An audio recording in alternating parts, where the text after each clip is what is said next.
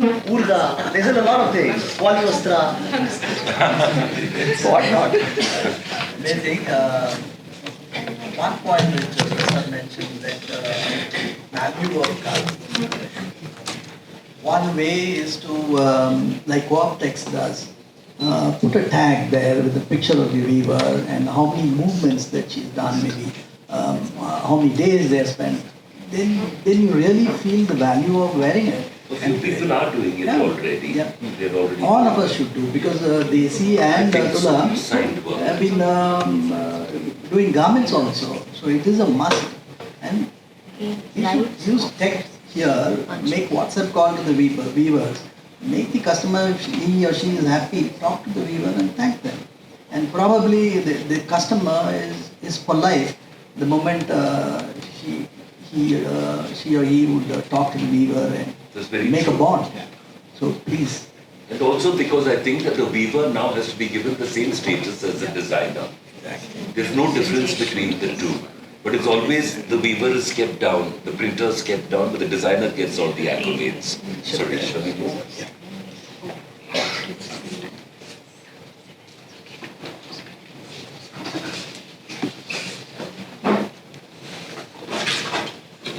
Do we have this light off? Do you need it? Is it working? It's not bothering the screen. It's bothering me. He wants to videography. Okay. Good evening and thank you for having me here. I definitely am the youngest in the room and therefore that much intimidated by having all of you around to talk to. So please correct me if I'm wrong at any point in the presentation, and also when we're done, I really want to hear thoughts also from the audience. Just an opening slide of this picture. I'm just wondering how subversive we can be with the color saffron nowadays. It's a pretty frustrating time for my generation and the generations to come. So just wanted to ask in the audience, what are your thoughts or what are some words that come to mind when you see this picture? Anything. There's definitely a right answer, so I'm joking. Any ideas, any thoughts, any words? Festive? Ethnic? It's a combination of heritage techniques. Colors, natural colors.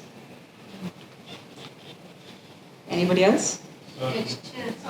Celebrating the hand. Celebrating the hand, yes. Tradition. All of the above. And for anyone who's worked with natural dyes, you would know that in cotton, it's really hard to get an orange dye color fast. Orange, saffron. It's really tough actually. This particular bright shade. And so how we do it is an interweave of warp and weft with madder and turmeric. That gives us the orange. And then you have the hand there taking green and smashing it to make henna, which gives us saffron. It's pretty poetic, but it's also violent. And there's so much more than just that, this is one of my favorite pictures I've been looking at it for years, and every time I look at it, it is literally that tapestry at the back is how complex every ecosystem is, whether it's textile, whether it's food, whether it's handmade products, whether it's the ecological system, it is that interwoven and interconnected. And then if you start taking out the threads, you kind of start to understand, or at least we think we understand, but really we don't. We kind of think we do. There's also one other aspect of this picture that really stands out to me. Yeah, thanks. There's, when they did the Ragi Kana presentation, and they ended with a little slide of a hut. Did any of you feel anything when you saw that hut? There's a Ragi Kana logo and a little hut with tiles.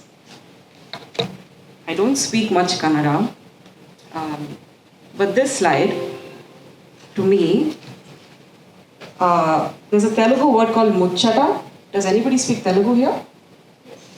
Yeah? Do you know what muchata means? Yes. What? Gossips. No, that is muchatlu. Muchata is cute, wholesome. Okay. Muchata. And I think there's a similar Kannada word Lakshana. Lakshana can also mean glow. Glow. So there's multiple meanings of that word in Telugu also, but it's something very wholesome and something almost intangible. It's like a quality that you can't really quantify.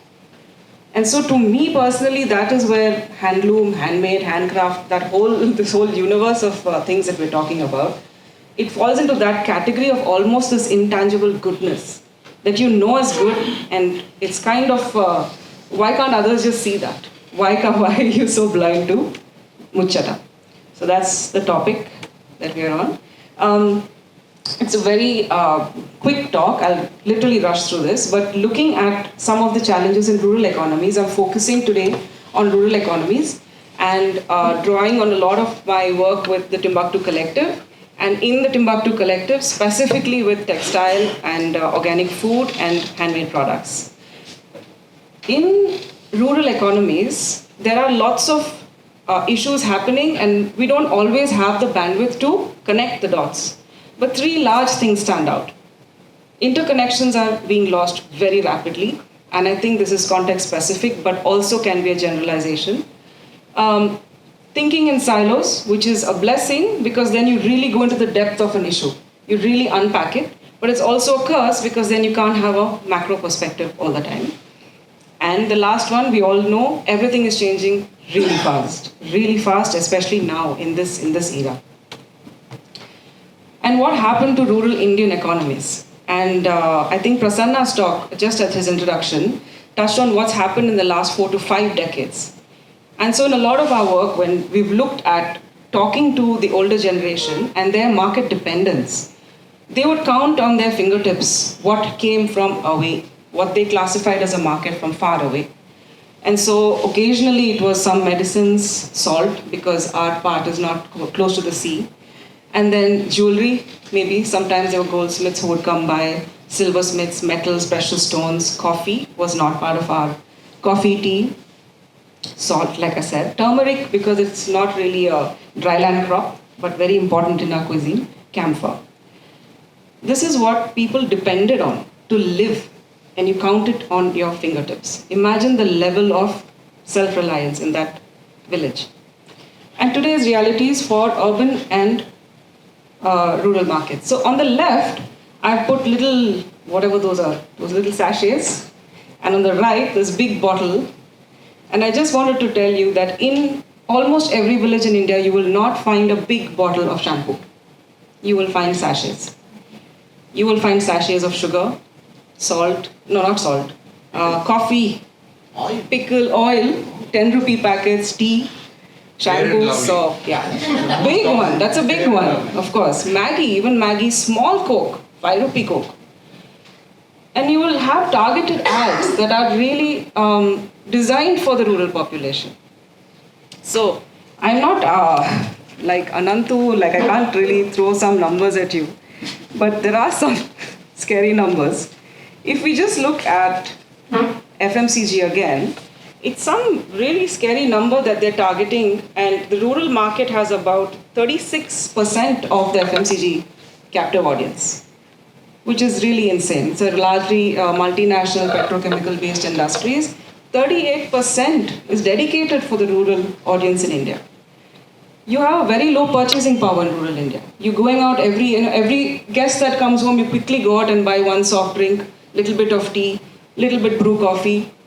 Aspirational choices are being made. Everybody wants their children now to have Maggi and Kisan Jam, white bread, good breakfast to send their children to school, and not much choice. And then on the other side, it's kind of self-explanatory, but you, when I say you, I mean more the urban audience. You can go to a Ragi Kana, which is fantastic. These are initiatives that did not exist back in the day. But you can also walk into a food world and go on a Super Saver Wednesday and get a large bottle of shampoo or oil or rice or vegetables. Everything is geared for the consumer mindset in urban, and it is the demand generator. Rural doesn't really generate the demand. This is what people are buying in villages. Of course, not exhaustive. This is literally what I could fit on this. And each of this, it's one heading and then there's subcategories. But all based on the petrochemical industry. All. Literally all. And just think back to that slide where there's 4 to 5 things people bought. So which means all these things, I'm not going to look at the automobile, of course, but even the bullock cart.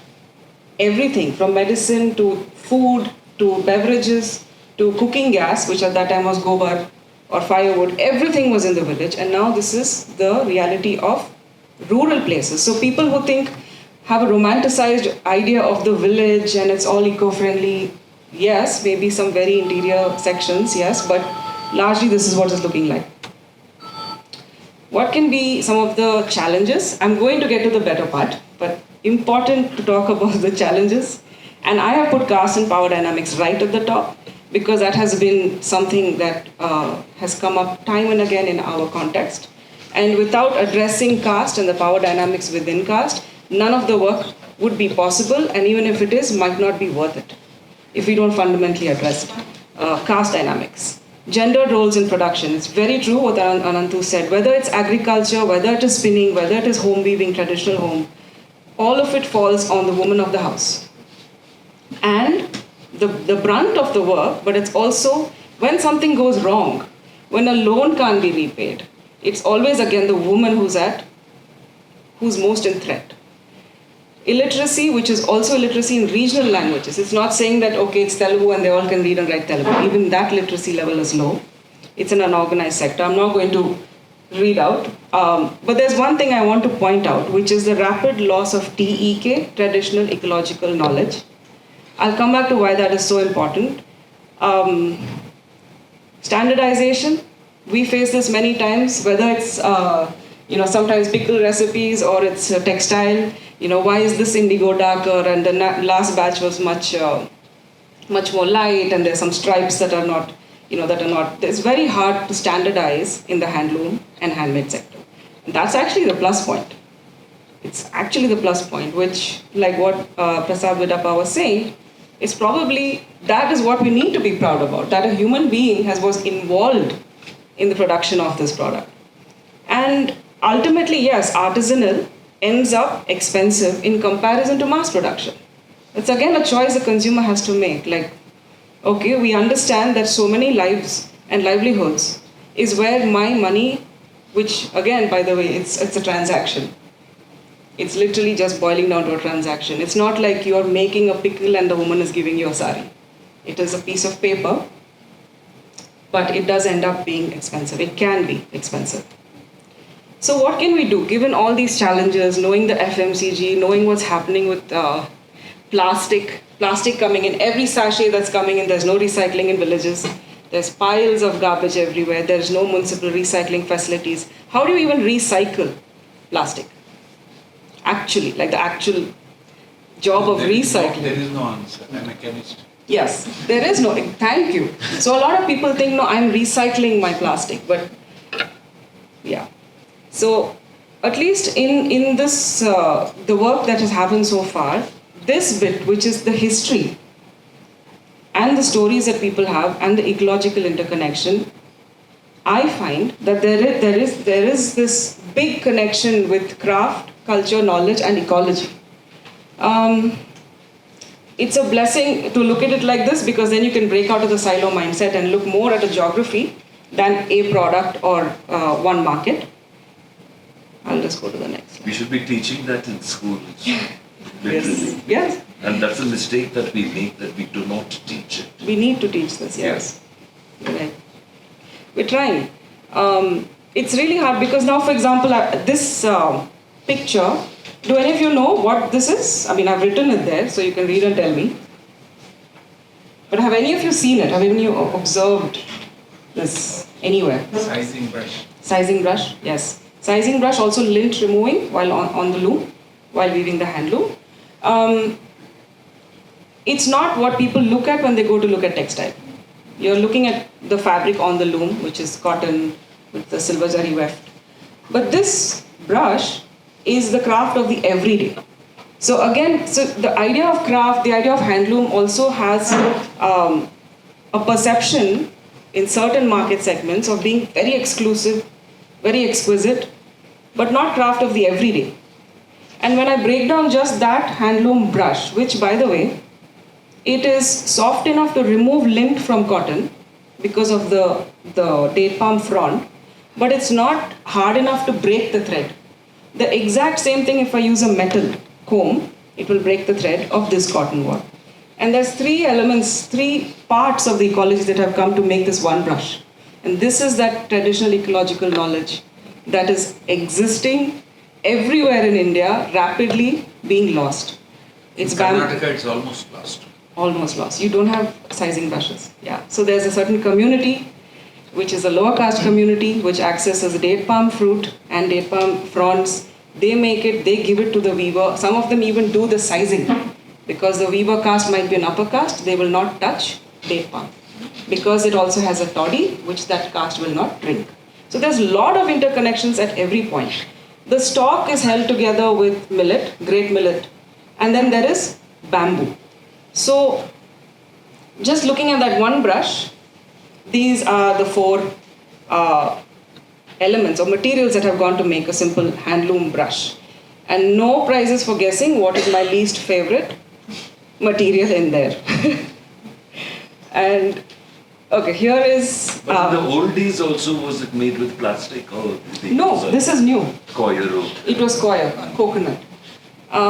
Anybody knows what this is? Tamarind. Tamarind, yeah. So that's soap, yes, not jaggery.